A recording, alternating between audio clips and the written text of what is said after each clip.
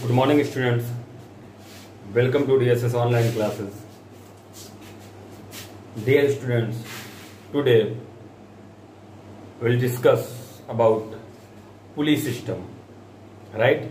In previous lecture, you have learned about free body diagram and I have solved some numericals on the basis of tension and free body diagram. Right?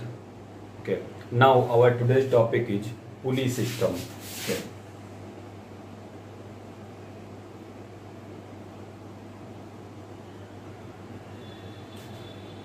जो हमारी पुली होती है, listen पुली, जो हमारी पुली होती है उस पुली के बारे में कुछ आइडियल पुली की, जैसे ये पुली है, ये रोटेट करती है, राइट। जैसे आप देखो पुली की हेल्प से आप कोई भी भारी से भारी कोई मास है वो आसानी से आप लिफ्ट कर सकते हो, राइट, या आसानी से डाउन कर सकते हो। तो पुली सिस्टम में सबसे पहले हम लोग इस पुली के बारे में देखते हैं कि आखिर ये पुली, आइडियल पुली की कंडीशन क्या है। आइडियल पुली के बारे में, अगर आइडियल पुली के बारे में बात करें, आइडियल पुली के बारे में बात करें तो आइडियल पुली नॉर्मली देखो, अगर आपको पुली के बारे में कुछ ना दिया हो क्वेश्चन में तो आप आइडियल मान लिया करो। आइडियल पुली क्या होती है? मासलेस होती है, मासलेस होती है, राइट, फ्रिक्शनलेस होती है, फ्रिक्शनलेस होती है। मासलेस है तो पक्का वेटलेस होगी, मासलेस होती है, फ्रिक्शनलेस होती है। It can change the direction of force but can not change the tension in string, right. तो जो आइडियल पुली के बारे में मेनली मासलेस होती है और दूसरी फ्रिक्शनलेस होती है आइडियल पुली के बारे में। अगर कुछ ना दिया हो तो हम लोग मासलेस मानेंगे उसको। एक बार जेई में क्वेश्चन पूछ लिया था, उसमें मास ले लिया था पुली का, राइट, बट यहाँ पे हम लोग मासलेस मानेंगे। इस पे बेस्ड प्रॉब्लम्स कैसी होती हैं आइडियल पुली पे बेस्ड? तो आइडियल पुली मतलब एक रोटेटिंग पार्ट होता है, जैसे ऐसे इस टाइप से रोटेट करता है, सर्कुलर रोटेट करता है, उसके ऊपर से रोप जाती है, वो रोप आसानी से अगर हैवी मास लिफ्ट कर रही है तो आसानी से रोटेट कर जाती है, ठीक है। तो आइडियल पुली के बारे में हम लोग बात कर लिए। उसके बाद हम लोग कुछ न्यूमेरिकल्स पे बात करते हैं, राइट। इनमें क्वेश्चंस कैसे होंगे, जैसे केस नंबर वन सिंपल सा, एक पुली है, अगर वो कुछ भी नहीं दिया है पुली के बारे में, कुछ भी नहीं दिया है, तो मान लो मास m ये है और मास m ये है। अगर दोनों के मास सेम है, दोनों के मास सेम है, राइट, तो m1 equal to m2 equal to m अगर है तो यहाँ पे tension away from body, tension away from body, यहाँ पे भी mg लगेगा और यहाँ पे भी mg लगेगा क्योंकि m मास है। तो किसी एक फ्री बॉडी डायग्राम से देख लो, किसी एक फ्री बॉडी डायग्राम से देख लो, तो T tension develop in spring, tension developed in string, तो T की वैल्यू mg के बराबर होगी। ये tension developed in string T equal to mg के इक्वल होगा, right. Okay, now what about acceleration? This driving force is mg and this opposing force is mg, मतलब both forces are equal, मतलब net force will balance, so net acceleration of the system will becomes zero, right. Net acceleration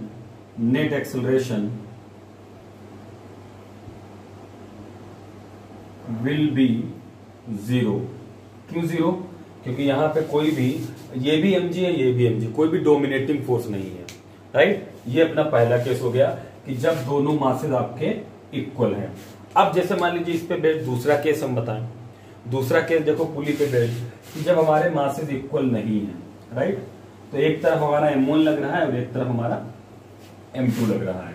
तो m1 m2, और मान लेते हैं हम लोग कि m1 ज्यादा है m2 से, ये मान लीजिए m2 मास है और ये मान लीजिए m1 मास है, ठीक है। तो m1 ज्यादा है m2 से, तो ऑब्वियस सी बात है m2g इधर नीचे लग रहा होगा, m1g नीचे लग रहा होगा। मैंने आपको एक बात और बताई थी, टेंशन अगर सेम स्ट्रिंग है तो टेंशन सेम लगेगा, पूरी रोप में टेंशन सेम लगेगा अगर स्ट्रिंग सेम है और पुली हमारी मासलेस है, राइट, आइडियल पुली है। तो अब इस केस में देखते हैं जरा, सबसे पहले इसका फ्री बॉडी डायग्राम बनाना। इसका फ्री बॉडी डायग्राम। अगर वो एक्सेलरेशन ज्यादा, अगर वो मास ज्यादा है, मतलब वो एक्सेलरेशन से मान लो नीचे जा रहा होगा ब्लॉक और ये एक्सेलरेशन से ऊपर जा रहा होगा, क्यों? क्योंकि इसका मास ज्यादा है, राइट। तो पहले फॉर M1 के लिए देखोगे तो M1G minus T equal to M1A, ये इक्वेशन नंबर 1 हो जाएगी, पहली इक्वेशन। अब इसके लिए दूसरी इक्वेशन यूज करोगे, इसके लिए दूसरी इक्वेशन क्या यूज करोगे? फॉर M2 तो क्या हो जाएगा? T minus M2G equal to M2 into A, right. ये हमारी इक्वेशन नंबर 2 हो गई। तो बाई 1 एंड 2 ऐड कर दीजिए तो T कैंसिल हो जाएगा। तो यहां से A की वैल्यू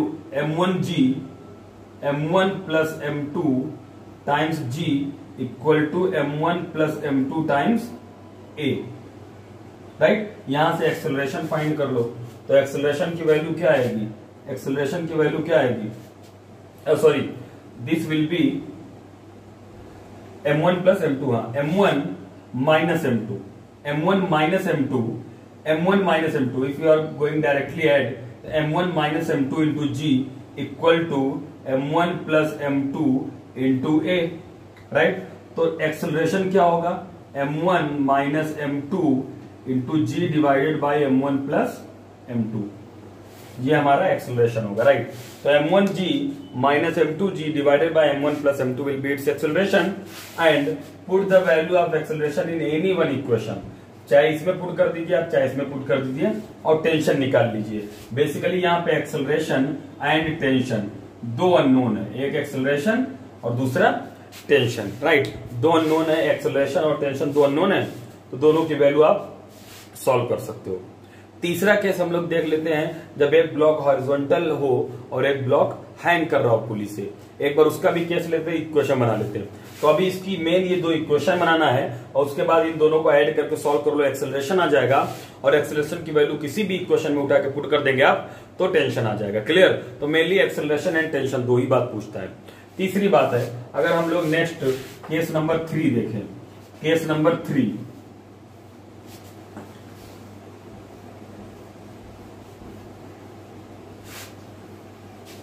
केस नंबर 3 अपना, ये केस 2 था, सेकंड वाला केस था। तो केस नंबर 3 में मान लीजिए ब्लॉक है, M1 है, मान लीजिए स्ट्रिंग यहां से बंधी है, ये हमारा M2 है, राइट। ये हमारा M2 है। तो एक चीज बताओ, इधर जो डाउनवर्ड लगेगा वो M2G लगेगा, इधर मान लो A एक्सेलरेशन से ये नीचे जा रहा तो A एक्सेलरेशन से ये नीचे जाएगा, ये एक्सेलरेशन से राइट वर्ड जा रहा है, ये नीचे आएगा। तो हम लोग सबसे पहले टेंशन दौड़ा लेते स्ट्रिंग में, tension away from body, tension away from body, tension away from body, tension away from body. मतलब अब हम लोग इक्वेशन बनाए। अगर इसके लिए इक्वेशन बनाते हैं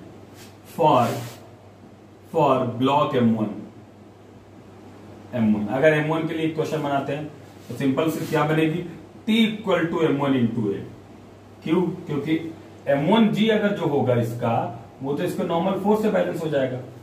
अब T equal to simple M1A हो गया, इक्वेशन नंबर 1 हो गई। दूसरी इक्वेशन के बाद में बात करते हैं, यहां से आ जाओ, इस वाले for block M2, for block M2।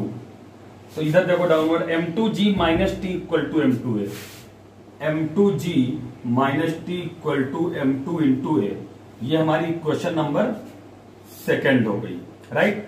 अब क्या करें आप? अब इस इक्वेशन जो दो हमारे पास इक्वेशन है, इनसे टेंशन निकाल लें और एक्सेलरेशन निकाल लें, सिंपल सी बात है, राइट।